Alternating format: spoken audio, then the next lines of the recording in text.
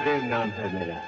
एक गांव में एक हैवान का खौफ था, लेकिन गांव वाले उसे किसी तरह पकड़ लेते हैं और उसे बांधकर आग के हवाले कर देते हैं। तुम्हें क्या लगता है तुम मुझे जला के मार दोगे?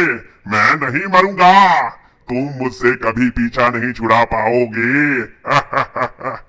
फिर देखते ही देखते वह हैवान जल जाता है और कुछ देर में आग की लपटें भी शांत हो जाती हैं। फिर सब गांव वाले अपने अपने घर की ओर चल देते हैं। फिर आधी रात होते ही उस राख के ढेर में कुछ हलचल होती है और वह हैवान अपनी आंखें खोलता है। वह हैवान जाग उठता है। गांव वालों, मैंने तुमसे कहा था ना, तुम मुझे नहीं मार सकते। उस हैवान का पूरा शरीर जल चुका होता है।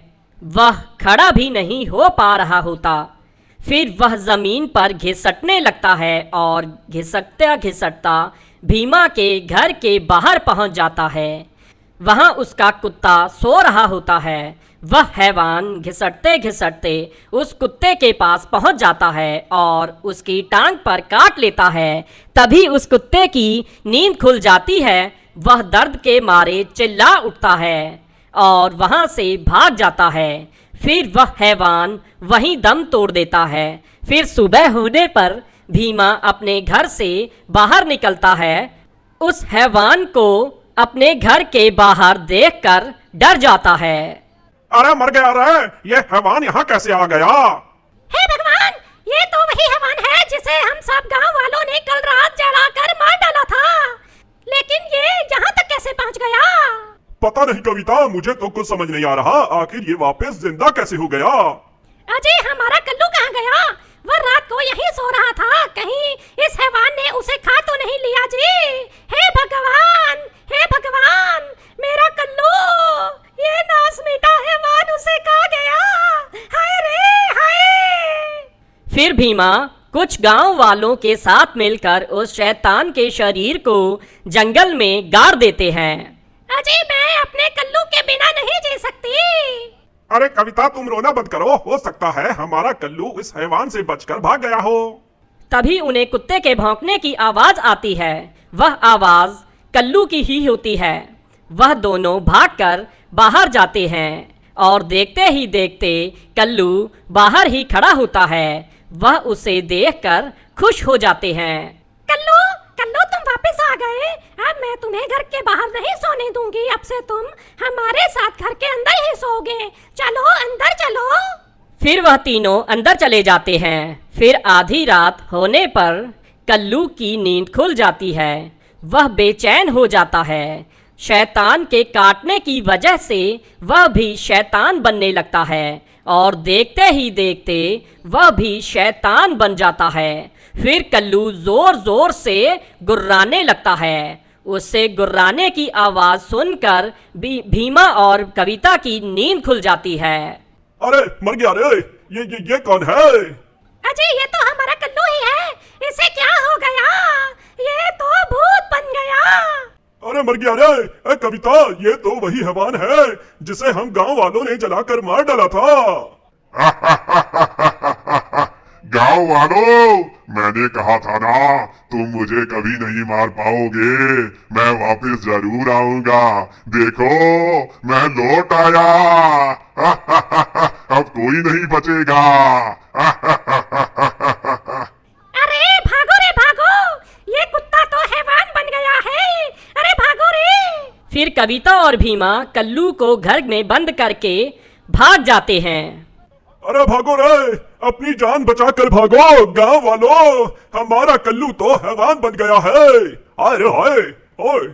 फिर वह दोनों भागते भागते गांव के मुखिया के घर पहुंच जाते हैं और उसे जाकर पूरी बात बताते हैं। वहीं दूसरी तरफ वह हैवान घर में कैद होने की वजह से तड़प रहा होता है। ए गांव वालों, तुम मुझे ज्यादा देर तक यहाँ कैद नहीं कर पाओगे। मैं एक बार यहाँ से निकल जाऊँ, फिर मैं किसी को जिंदा नहीं छोड़ूंगा। अरे ये सब क्या हो गया? ये कमबख्त शैतान वापस कैसे आ गया? भीमा, अगर तुम्हारे घर से वो बाहर निकलने में कामयाब हो गया तो अनर्थ हो जाएगा। हमें अभी के अभी चलना होगा। फिर सरपंच कुछ गांव वालों को अपने साथ लेकर वहां पहुंच जाता है। उस घर से बहुत तेज आवाजें आ रही होती हैं। वह शैतान बाहर निकलने के लिए तड़प रहा होता है। सरपंच जी, हमें शैतान का अभी के अभी जला कर राख करना होगा। अगर ये बाहर निकल गया तो अब की बार हम इसे रोक नहीं पाएंगे। हाँ हाँ, रमेश सही कहता है। हम इस घर को ही आग के हवाले कर देते हैं और शैतान इसी में जल के राख हो जाएगा।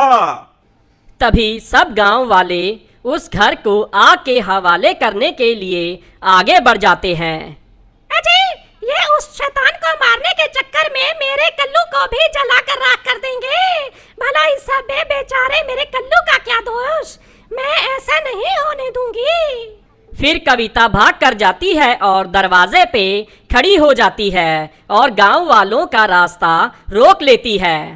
गांव वालों, अभी के अभी वहीं रुक जाओ। खबरदार, अगर किसी ने मेरे कल्लू को जलाने की कोशिश भी की तो मेरे से बोला कोई नहीं होगा। अरे कविता बहन, तुम पागल हो गई हो क्या? अब ये तुम्हारा कल्लू नहीं रहा, ये शैतान में बदल चुका है। हमें इसे जलाकर राख करना ही होगा, नहीं तो आफत आ जाएगी। तुम्हें मेरे कल्लू तक पहुंचने के लिए मेरी लाश के ऊपर से गुजरना होगा। मेरे जीते जी तो मेरे कल्लू तक नहीं पहुंच पाओगे। अरे मुझे लगता है ये कविता पागल हो गई है, जो शैतान का साथ दे रही है। भाइयों, मुझे तो लगता है शैतान ने इसे भी काबू कर लिया है। इसे भी इसी के साथ जला देते हैं। कल्लू ये सब खिड़की से देख रहा होता है। अपने मालिक का प्यार देखकर कल्लू कुछ देर के लिए उस शैतान पर काबू कर लेता है और ये सब देखकर उसकी आंखों में आंसू आ जाते हैं। वह यह समझ जाता है कि गांव वाले कविता को मारने वाले हैं। वह सोचने लगता है कि कविता की जान कैसे बचाए। कविता, दरवाजे के आगे से हट जाओ, नहीं तो गांव वाले तुम्हें भी जलाकर राख कर देंगे। तभी कल्लू जोर जोर से भौंकने लगता है और देखते ही देखते बहुत सारे कुत्तों के भौंकने की आवाजें आने लगती हैं। सब गांव वाले कुत्तों को सामने से आता देख डर जाते हैं। कल्लू की पुकार सुनकर गांव के सारे कुत्ते कल्लू की मदद करने वहां पहुंच जाते हैं। अरे ई कमबख्त, इतना सारे कुत्ता यहाँ कहाँ से आ गए? फिर वह सारे कुत्ते उन गांव वालों पे गुर्राना शुरू कर देते हैं। सब गांव वाले डर जाते हैं। हे भगवान, तेरा लाख लाख शुक्र है, तूने इस बेजुबान की सुन ली। फिर उन कुत्तों की वजह से उन गांव वालों को पीछे हटना पड़ता है।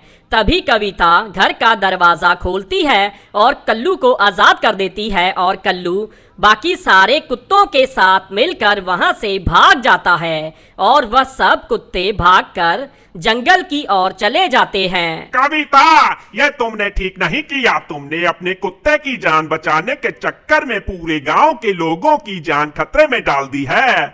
अब वह शैतान लौट के वापस जरूर आएगा। प्रेम नाम है मेरा।